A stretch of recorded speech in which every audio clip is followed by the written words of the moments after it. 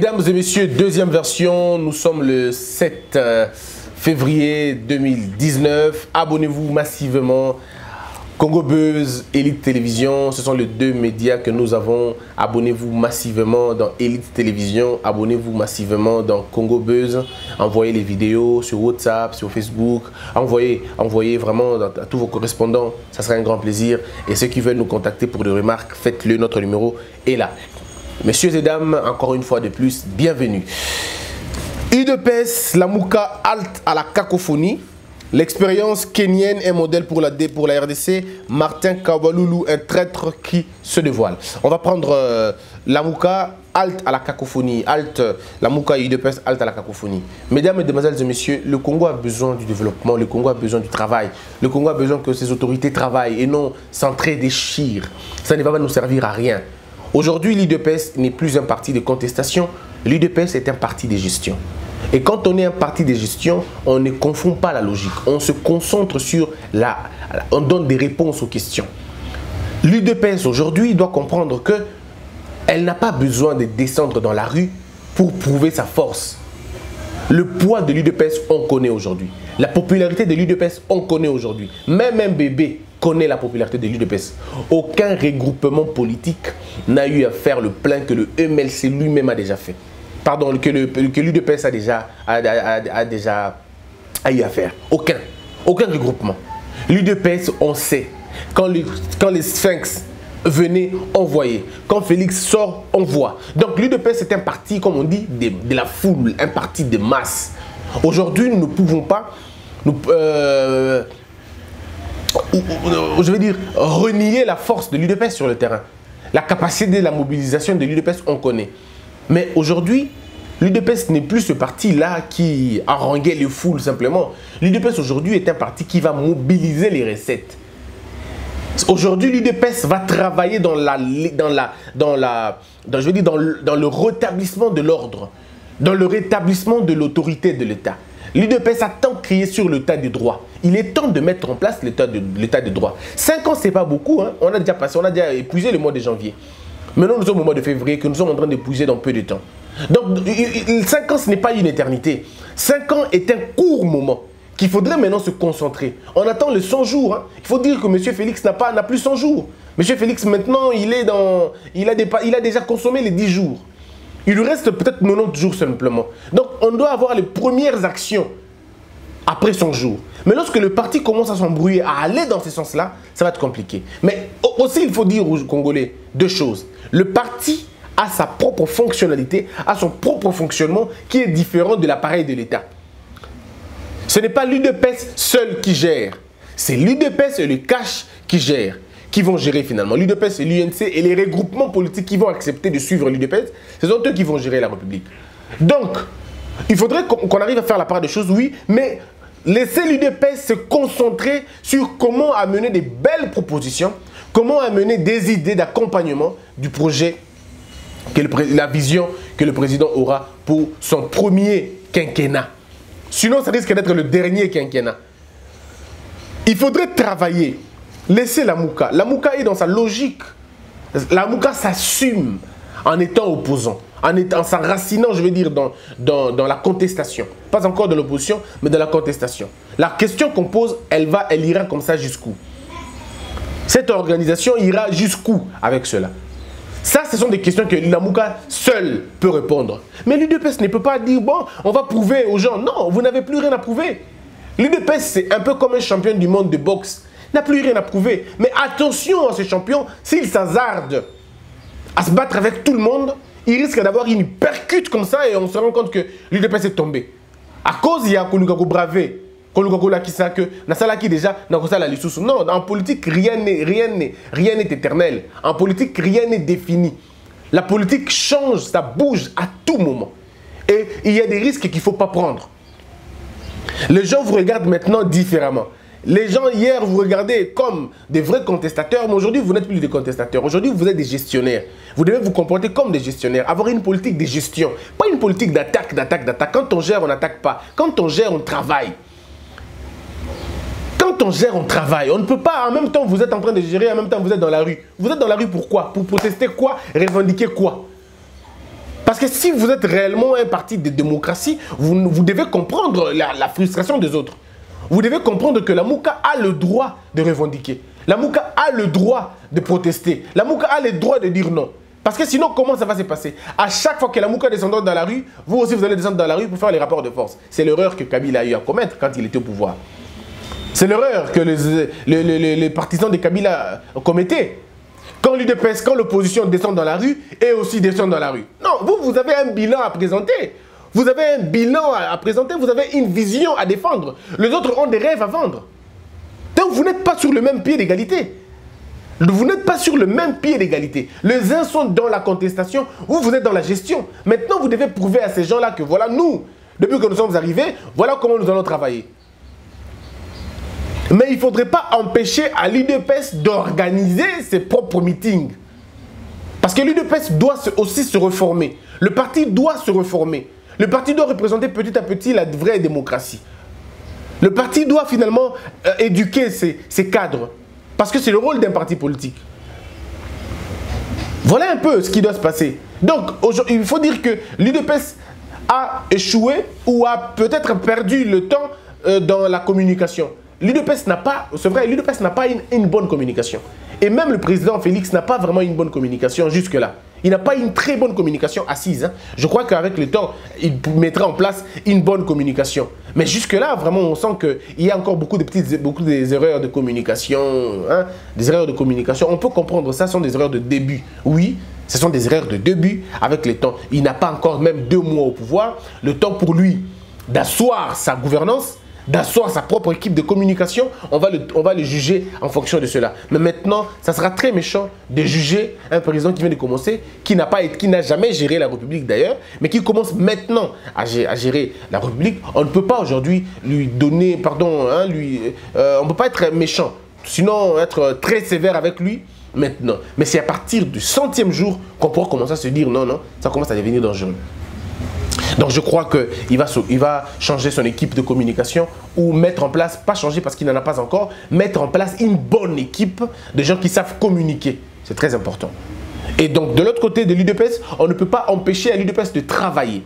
Parce que l'UDPS va fêter le 37e anniversaire de leur parti, je crois. Je crois que ce sera le 37e anniversaire de la création du parti, oui. 37e anniversaire de la création du parti, c'est quand même quelque chose de très important. Il faut travailler. Il faut vraiment travailler. Travailler alors dur pour avoir une nouvelle élite. L'UDPS est un parti de masse.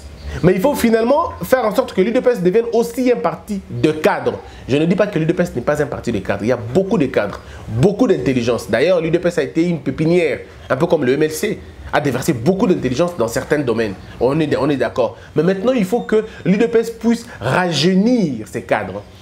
Le cadre de l'UDPS ont presque la quarantaine déjà. Il faut dire la quarantaine révolue. Là, les cadres de l'UDPS, ils ont presque la quarantaine révolue, à des exceptions seulement, des exceptions légères. Mais maintenant, l'UDPS doit aller recruter les nouvelles énergies. L'UDPS doit recruter les nouvelles intelligences afin de les amener pour amener un autre dynamisme. Il y a des étudiants, il y a des médecins, des avocats. Par la politique attractive, l'UDPS doit attirer ces gens-là, doit les séduire afin que ces gens-là viennent travailler, afin que ces gens-là viennent renforcer encore l'équipe de l'UDPS. On doit aussi voir les primaires s'organiser à l'UDPS pour que l'on n'arrive plus à dire que non, il n'y a pas d'assemblée générale, il n'y a pas de congrès, il n'y a rien du tout, il y a des choses bidonnées. Alors maintenant, il faut donner l'impression que vous êtes vraiment un parti démocratique et il faudrait qu'on organise des primaires. Je ne vois pas un parti sérieux qui se dit démocratique sans primaire. Au Congo, il n'y a jamais eu de primaire. Aucun parti politique n'a organisé des primaires, sauf si ma mémoire me trahit. Mais si ma mémoire est bonne, et si mes souvenirs sont bons et justes, il n'y a aucun parti qui a organisé les primaires. Il y a toujours des élections bidonnées, des élections, je veux dire, aussi éphémères que ça, des remaniements stériles, on peut le dire comme ça. Donc je pense simplement que nous devons travailler sur cette question-là. L'UDPS doit comprendre la logique ici. Les Congolais ont faim. Les Congolais ont besoin de la vie. Les Congolais ont besoin de croire en l'avenir. Le Congo, l'avenir fait peur. Demain fait peur. Dormir fait peur. Se réveiller fait peur. Aller à l'hôpital fait peur. Aller envoyer les enfants à l'école fait peur. Nous vivons dans une terreur de la vie, dans une terreur de l'avenir. On ne sait pas qu'est-ce qu'on mange demain. On ne sait pas comment on va faire demain. Tu ne sais même pas si je sors, est-ce que je serai avec les états de route, est-ce que j'arriverai là où je vais. On ne sait toujours pas qu'est-ce qui va arriver. On ne sait pas prévenir les choses au Congo. Parce que le tissu économique de notre pays, les tissus sociaux de notre pays ont été détruits. Par qui? Par des très mauvais choix que les gens ont eu à faire. Est-ce que ce n'est pas ici le moment maintenant de travailler pour la consolidation de ce pays-là, de ce pays détruit, de ce pays déchiré? L'UDPS, quand je parle de l'UDPS, je vais plutôt parler de M. Félix, doit arriver à comprendre que sa réussite dépendra du recrutement qu'il va faire. Le recrutement qu'il va faire changera beaucoup de choses. Et il y a des mesures que lui-même doit comprendre, doit prendre. Nous devons gérer le pays dans la transparence. Mesdames et messieurs, comment voulez-vous qu'un président de la République, sa liste civile, qu'on ne le voit même pas? Ça veut dire que les salaires du président, on ne connaît pas. Aujourd'hui, tout le monde sait de façon unanime que 400 000 $, c'est les salaires du président américain par an. Ça avoisine ces choses-là, entre 400 000 et quelques. Le président français, on connaît tous son salaire. Le président allemand, les Allemands connaissent le salaire du président et même de la chancelière. Mais pourquoi au Congo on ne connaît pas les salaires du président de la République? Pourquoi c'est si tabou d'en parler? Pourquoi les salaires du ministre on ne connaît pas? Combien gagne-t-il? Quand un député gagne, tous les frais y compris, entre 12 000 et 13 000 $, ou même 10 à 13 000 $, alors que l'enseignant ne gagne même pas 1 000 $ le mois. Mais vous avez un député qui vous gagne 13 000 balles le mois. Donc le salaire d'un mois, le salaire d'un mois, d'un monsieur, d'un député, équivaut à 10 ans. Si on peut faire un calcul simple, à 10 ans d'un fonctionnaire de l'État. Quelle injustice!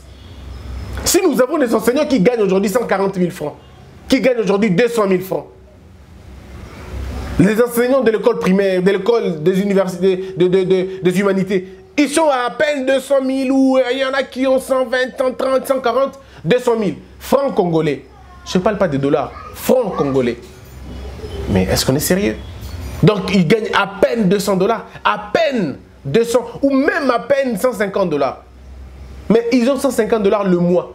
Dans 10 mois, ils ont 1500 $. Dans 10 mois, ils ont 1500 $. Mais c'est dans pratiquement 10 ans qu'ils ont 10 000 $. Est-ce qu'on est sérieux, mes frères? Dans quel état vous mettez l'enfant d'un enseignant? Dans quel état vous mettez l'enfant d'un député? Du coup, le député devient celui qui peut tout faire. Et l'enseignant est celui qui ne peut rien faire. L'enfant de l'enseignant vivra dans le complexe. L'enfant de l'autre vivra dans une sorte d'opulence et d'orgueil. Et du coup, nous avons une juxtaposition de la précarité la plus sévère et l'opulence la plus insolente. Comment on peut relier les deux choses sur une même terre? Les injustices qu'il faut détruire maintenant. Comment un militaire gagne 120 000 francs alors que le général, lui, gagne une histoire de, je sais pas moi, de 100 aussi et quelque comme ça, mais le revenu du général lui permet de payer un téléphone de 900 $ à sa fille, alors que le policier, son garde du corps ou le soldat est incapable de scolariser son enfant dans une école où l'on paye 50 $ le mois. Vous avez l'enfant du général qui peut se taper un téléphone de 900 $, mais vous avez l'enfant d'un militaire qui ne peut même pas aller à l'école où l'on paye 50 $ le mois. C'est très méchant. Et vous voulez que Dieu vous bénisse dans un état comme ça? Dieu ne bénit pas un regroupement des injustes. Dieu ne bénit pas les gens qui se complaisent dans l'injustice. C'est pourquoi Dieu a laissé que vos richesses soient finalement exploité par les autres, parce que vous êtes un mauvais peuple, vous êtes un peuple méchant, une race des vipères, on va le dire comme ça, des gens méchants qui s'entretuent entre eux. Tout ça, c'est pourquoi? C'est parce que depuis la nuit des temps, les intellectuels congolais ont échoué dans la consolidation de la démocratie, je veux dire la vraie démocratie qui donne l'importance aux droits fondamentaux et aux libertés individuelles, à la liberté des marchés, à la liberté de circulation des personnes et de leurs biens, au libre-échange. Les intellectuels n'ont pas répondu à ces questions. Très souvent, l'intellectuel congolais s'est toujours posé des très mauvaises questions. Et qu'est-ce que je vais manger? Quelle est ma part? Comment je vivrai? Comment je scolariserai mes enfants? C'est la question qu'on se pose.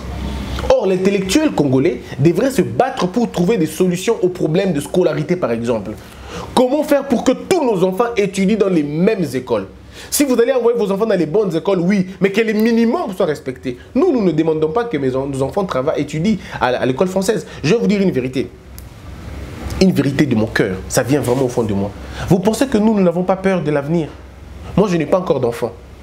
Les autres en ont, oui, et peut-être n'en ont pas. Mais je me pose la question. Tous les jours, quand je me réveille, je me pose la question. Si je mets au monde, mes enfants vont étudier où? C'est la question que je me pose. Où vont-ils étudier? Dans quelle école vont-ils étudier? Parce qu'à regarder l'école aujourd'hui, à regarder le programme scolaire aujourd'hui, vous risquez de ne pas avoir la foi. Vous risquez de ne pas avoir l'espoir. Vous risquez de perdre l'espoir. Juste en regardant le programme scolaire, vous dites ça, ce n'est pas le programme qui va nous sauver. Au contraire, c'est un programme qui va nous endormir. C'est un programme qui va nous rendre improductifs.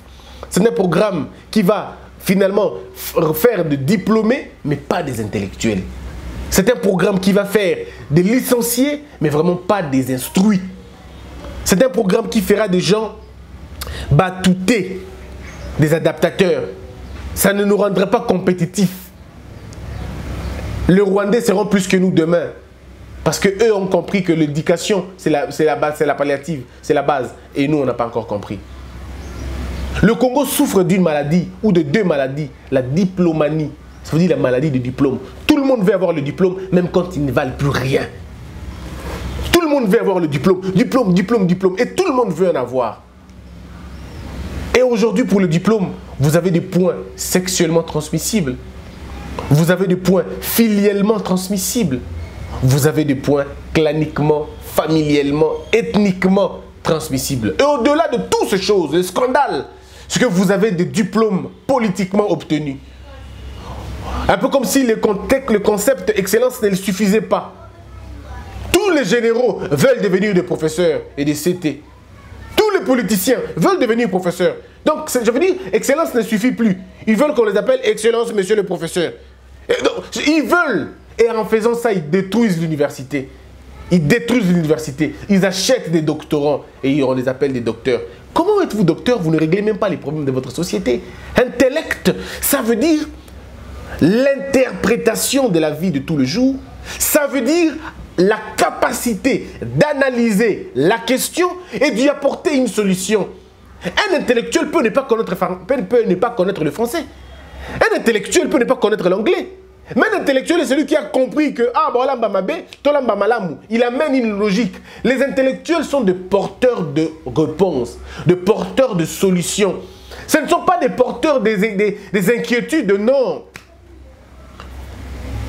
Les intellectuels sont ceux-là qui ont dépassé les temps, le niveau, l'étape de questions. D'abord des constats, de questions. Ils ont atteint le niveau de réponses. Ils sont des porteurs de réponses. Mais chez nous, au Congo, en Afrique, un intellectuel, c'est celui qui parle français et qui le parle bien. Ça, c'est lui-là, un intellectuel. On dit, il est intellectuel. Non, ce n'est pas un intellectuel, c'est un parleur. Il n'est pas intellectuel. Un intellectuel, c'est celui qui analyse le fait. Il analyse la société. Il fait une lecture. Et surtout, il a une bonne interprétation de choses. Un intellectuel, c'est celui qui sait s'adapter et trouver des réponses aux questions. Trouver des réponses aux questions et des solutions aux problèmes. Vous avez crié la tricherie. Oh, il y a eu tricherie. Félix a triché, Kaby a triché. L'intellectuel n'écrit pas. L'intellectuel rentre dans son laboratoire et réfléchit. Comment je fais pour démanteler ce régime? Et il y travaille. C'est ça un intellectuel. Un intellectuel, ce n'est pas celui qui crie on a triché, mais après vous faites quoi? Rien. L'intellectuel, c'est celui qui apporte des solutions aux problèmes. L'intellectuel est celui qui fait le bon diagnostic. Parce qu'on sait tous aujourd'hui, un diagnostic qui réussit, le remède va être très facile. Mais si le diagnostic lui-même ne réussit pas, comment allez-vous réussir la vie? Le rôle d'un intellectuel ici, c'est celui d'analyser le problème, de comprendre le problème et de trouver des solutions à ces problèmes-là. Les intellectuels disent, nous n'entrerons pas dans ce régime, il est illégitime. Le pouvoir en place était illégitime D'abord, il faut commencer par le début. En 2001, le pouvoir était totalement illégitime. Totalement illégitime. Monsieur va légitimer son pouvoir en 2006. En 2006, il va légitimer son pouvoir en 2006 quand il est élu. il va encore poursuivre dans la légitimité, mais dans une légitimité de tricherie. Et là, on sait. Dans une légitimité fragilisée de l'intérieur. Parce que la légitimité n'a pas trouvé le fond. La légitimité a trouvé sa forme dans une sorte de bidonisation des élections. On a donné d'accord sur la question. Mais maintenant, le fond n'a pas suivi. Les élections ont toujours dans des irrégularités. Et on a comme l'impression qu'à chaque fois qu'on parlera élection, on devra aussi parler des irrégularités. Un peu comme si c'était les synonymes maintenant des élections. On ne peut pas parler des bonnes élections, on parle toujours des élections entachées d'irrégularités.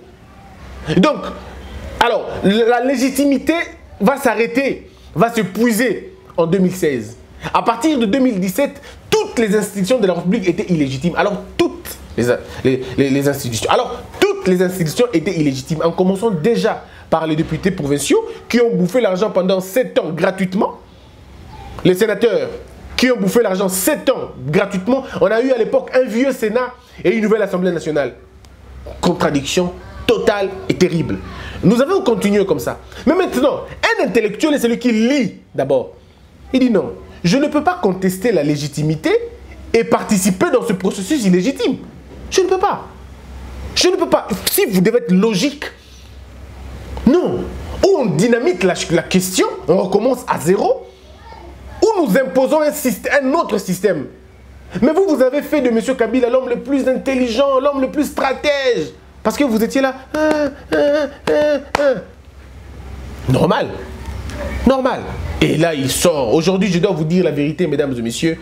Si, c'est pas important d'en parler. Sinon, les gens interprètent toujours très mal les choses. Ils vont aller raconter, oh, Christian a dit ceci, Christian a dit cela. De toutes les façons, moi, je n'ai pas peur des gens. C'est la vérité qui va finalement triompher. S'il s'avère, je dis bien si il s'avère que M. Kabila a nommé M. Félix, je répète, si, je prends le terme, le conditionnel, si M. Kabila avait nommé Félix, qu'est-ce qui va se passer pour l'Afrique? Ça veut dire que tous les présidents africains, ils n'auront plus à s'en faire. Ça veut dire qu'ils vont commencer maintenant à dénicher au sein de l'opposition quelqu'un qui a l'ancrage pour le permettre, lui, de devenir président de la République afin que lui reste au pays impunément. Ça peut être un bon schéma. On appellera ça le schéma à la Kabylie. Donc, Faure Gnassingbé n'a pas besoin d'avoir peur de partir. Il peut juste être trouvé au niveau de l'opposition. Celui qui a encore un ancrage, celui qui peut faire mieux les choses, celui qui peut légitimer son départ, hein, il faut le dire comme ça. Et voilà, ils le font. Mais dans un autre cas, parce que moi je ne crois pas, hein, je ne crois pas qu'il y a eu tricherie ou pas du tout, c'est pas mon problème. Je ne crois pas qu'il y a eu tricherie, je ne crois pas non plus qu'il y ait eu des bonnes élections. Je crois que nous avons participé à des mauvaises élections qui ne devaient produire que de mauvais résultats. Et c'était pourquoi? Parce que le Congolais lui-même l'avait voulu ainsi, les opposants eux-mêmes l'avaient voulu ainsi, et aujourd'hui ils doivent s'en prendre à eux-mêmes. Moi, je reste dans la logique de dire le Congo doit avancer et on doit continuer comme ça. Maintenant, l'Afrique doit être intelligente pour comprendre, pour faire une évaluation. C'est dans ça maintenant que l'intellectuel réfléchit. C'est là que l'intellectuel vient réfléchir maintenant. C'est là que l'intellectuel vient évaluer. Mesdames et messieurs, je vais vous dire une chose. Est-ce que vous savez que la CENI n'a jamais fait des évaluations? Jamais. Avez-vous les rapports de la CENI qui évalue le processus électoral passé? Pas du tout. On commence là où on a terminé. Non. C'est voilà pourquoi les irrégularités, nous continuons avec. Vous devez vous arrêter à un moment donné. Par exemple, avec M. Félix, il doit s'arrêter à un moment donné maintenant pour travailler. Et nous sommes dans une république, mes frères. Dans une république, il n'y a pas de CENI. Je suis désolé. Vous êtes en Europe là-bas, vous êtes en France là-bas, vous êtes partout là-bas. Il n'y a pas de CENI. Il n'y en a pas. CENI est une construction, je vais dire, c'est vraiment une arnaque. Une république doit s'assumer. Les élections sont organisées par le ministère de l'Intérieur dans le département électoral. Les élections ne sont pas organisées par un institut d'appui à la démocratie. Ça veut dire quoi? La vraie institution d'appui à la démocratie, c'est le système éducatif, mes frères.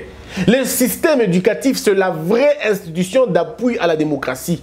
Vous voulez que le peuple soit démocrate? Vous voulez que le peuple comprenne la démocratie? Enseignez à ce peuple-là. Platon disait dans son livre Phèdre, il disait que la démocratie dans un pays où les gens ne sont pas instruits, c'est un système abject. Jacques Chirac disait aussi que la démocratie n'est pas vraiment de l'Afrique.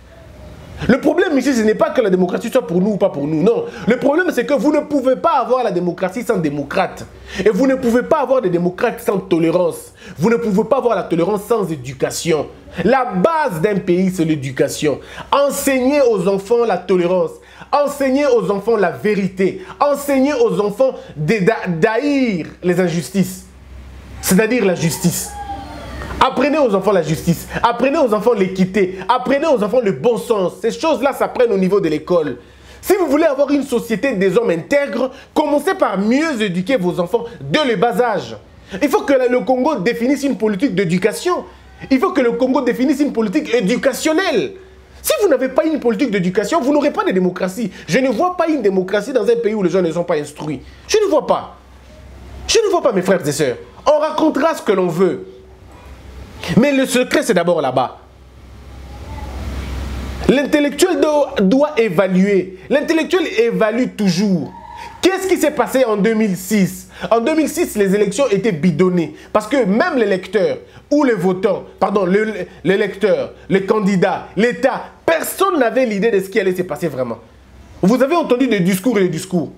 En 2011, nous avançons. Les gens ont quand même fait un pas. Mais il y a eu beaucoup de tricheries et beaucoup de duperies aussi. Mais maintenant, qu'est-ce qu'il faut faire? Est-ce qu'il faut continuer comme ça? Non. En 2018, on va encore bidonner. Alors cette fois-ci, c'est vraiment des élections bâclées qui vont produire vraiment une calamité. Allons-nous continuer comme ça? Parce qu'en 2024, nous allons encore organiser des élections. Est-ce que ce n'est pas le moment de préparer maintenant un bon cycle électoral? Est-ce que ce n'est pas le moment maintenant de mettre les choses sur la table et de dire nous ne voulons plus de la CENI, nous voulons que les élections soient faites par le ministère de l'Intérieur? Vous allez dire non, il n'y a pas de légitimité. Non, mes frères, la légitimité ne se donne pas du jour au lendemain. La légitimité se construit. La légitimité se construit. La légitimité est une production intellectuelle d'une élite, des intellectuels d'un pays, en faisant appel aux intelligences. Il n'y a pas de légitimité sans transparence. Il n'y a pas de légitimité sans vérité. Il n'y a pas de légitimité sans responsabilité. Il faudrait quand même qu'à la fin que les gens rendent compte.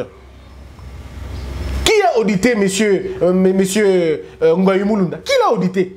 Qui a audité le professeur Jacques Njoli? Personne. Personne ne les a audités. Est-ce qu'il y a eu une contre-expertise? Personne. On a fait les élections et puis c'est fini. Non, mes frères, ce n'est pas comme ça qu'on conduit un État. Un État se conduit par l'intelligence. Un État ne se conduit pas par la foi ou par la prière. Non, c'est par l'intelligence, par la connaissance, par les sérieux et par les compétences. On ne peut pas laisser le pays entre les mains des incompétents, des gens qui ne connaissent absolument rien, qui viennent nous imposer leur incompétence à eux. Et ils veulent faire de l'incompétence une norme. Et aujourd'hui, nous devons marcher sur les incompétences. Non. Non, mes frères. Les intellectuels sont des premiers résistants dans un pays. Les premiers résistants sont d'abord des intellectuels. Les vrais opposants d'un régime sont d'abord les intellectuels. Parce qu'eux, ils s'opposent à des idées. Ils s'opposent à une manière de faire. Ils s'opposent à une manière d'agir, à une manière de réfléchir. Ces gens-là ne s'opposent pas à des individus. Un intellectuel ne parle pas à individu. Si vous voyez des intellectuels parler « Oh, Kabiso Tolingui, la Tolingui, Martin T. » Non, c'est quoi? Nous ne voulons pas la politique de Martin, mais pas Martin. Nous ne voulons pas la politique de Félix, mais pas Félix. Mais vous entendez des intellectuels, députés Ngaï, Félix, t'as comment là? Non, ce n'est pas lui. C'est sa politique, c'est sa vision. Attaquez sa vision, fragilisez-les dans sa vision.